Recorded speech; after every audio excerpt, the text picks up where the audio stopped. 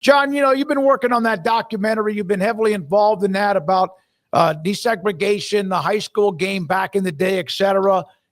Jerry Levias Warren McVea saw where he passed away this week, and what an unbelievable story was from San Antonio, Breckenridge, Houston, in the NFL.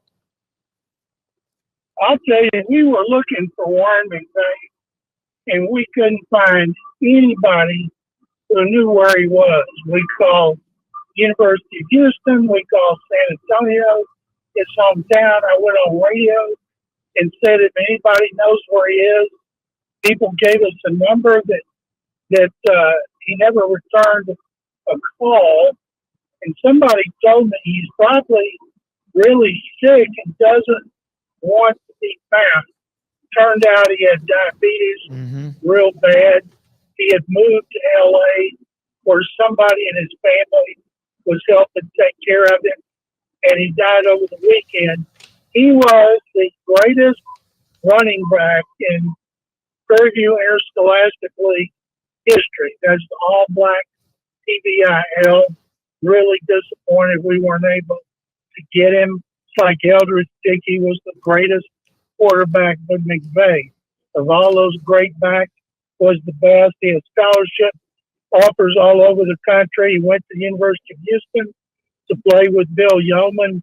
He got a scholarship at Houston in '64, 1 year before SMU made Jerry Levias the first black to get a scholarship in the Southwest Conference. We interviewed him, John, but it's been like 20 years ago. I don't know if anyone had that on tape or not, but I wouldn't still know where that is in the archives. But what a unbelievable player he was at Breckenridge, as you mentioned, back in the day. So the Texans lose last night. Where are they, in your opinion? It seemed like I thought they kind of got their act together, but they're starting to kind of drown underneath that under 500 mark. The Texans think their offensive line is still pathetic, and we thought everything was better because they beat the Titans and Ravens, two of the worst defenses in the league, and then they get to Seattle and their offensive line gets abused. C.J. Stroud pressured on 17 dropbacks. 3 times he was sacked. And it's just amazing what he goes through. And I don't understand how you can keep changing play callers. The new one, Nick Caley, is awful. How you can keep changing offensive coordinators, play callers, offensive line coaches, and offensive linemen and still be absolutely pathetic. Defense forced 4 turnovers, scored a touchdown. Will Anderson Jr. on a strip sack in the end zone. He scored as many touchdowns as the offense did. And despite all that, they still lost another one-score game. They've lost games now by 5 at L.A. against the Rams, 1 to the Buccaneers on Monday Night Football, 7 at Jacksonville, and now this one is Seattle by 8. But you'll see when they've got a stretch coming up, 49ers, Broncos, and Jaguars in Houston, if they can't keep the Seahawks away from C.J. Stroud, the Broncos lead the league in sacks and have the best defense. I can't imagine what they're going to do to it. What is Demeco Ryans in any trouble, or how did the Texans respond to this as they go forward? Just assuming that their offensive play calling doesn't miraculously change you here in the last 11 games of the year. No, he's not in trouble. He's won 10 games, won a division, won a playoff game the last 2 years. And then he fired Bobby Slowick, coordinator and play caller, hired Nick Caley. Last year when they hired Slowick, who's never called plays, they talked to Clint Kubiak and they talked to Cliff Kingsbury. But both of them would have had to come here with Slowick as the play caller. And, of course, Kingsbury went with Dan Quinn to Washington. Clint Kubiak went to the Saints. They scored over 40 points in their first 2 games, and then everybody got hurt, and they were terrible. So Mike McDonald hired him in Seattle. Clint's going to end up being a head coach, just like Cliff Kingsbury is going to get a second chance. But I'll guarantee you the next play caller that they hire will have experience. When Gary Kubiak came here in 2006, his first two defensive coordinators had no experience as calling defenses. And then he hired Wade Phillips, one of the greatest in history, and they won their first division and playoff game and became one of the best teams in the league. So I'll guarantee you that's what's going to happen here. And I tweeted something today. The McNair family should order General Manager Nick Caserio to never hire anybody who's worked for the Patriots as a player, a coach, a scout, executive, hadn't even changed planes at Logan International Airport, and nobody from his college, John Carroll University in Cleveland, they got like 4 coaches who were there. They should make sure they put their foot down and tell him no, 1,000 times no. John, I'm sure these other two will follow up with some Cowboys questions, but Commanders, Cowboys, Dallas just beats them up. And granted, there were some faces missing, in particular in the wide receiving core for Washington. But it seems after a year ago when everything just kind of fell perfectly for them in a way, this year it's been the opposite for Washington, just guys constantly banged up, including Jaden Daniels. Do you see it that way, that it's just like they just don't have the magic of last year? And what do you think kind of the outlook is for the Commanders now at this point in time? I think Jaden Daniels has not been playing well from the get-go. And injuries, of course, hurt as well. But the Cowboys, they withstood the loss of C.D. Lamb and came back with a bang. As long as Dak Prescott's healthy, the Cowboys are capable now of beating anybody. And that doesn't mean in the playoffs, of course. But I think they're going to compete for a wild card berth. I don't think they would beat Philadelphia for the division, but I don't see Washington as a contender, and certainly not the Giants. It's going to be a 2-team race. We've talked about this before. In the last, 5 times that Dak Prescott has started all or most of the games they've been in the playoffs. So the key is keep Dak healthy. And right now he's playing great. They still don't have a winning record, but it looks like they're headed in that direction.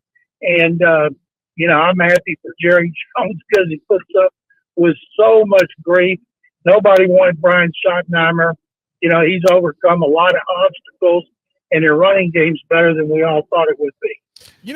John, I thought the discourse, I was a little uninspired as a Cowboys fan by the hire. And then when I sat back and thought about it, it's just as good as anybody. Like, no coach that's been there, whether it's a smart hire or not a smart hire, is going to succeed to the level that some others may, because they do have the Jones family block that unless they're willing to change some of the things that they do, the coach is still going to have the same problems that the other coaches have had.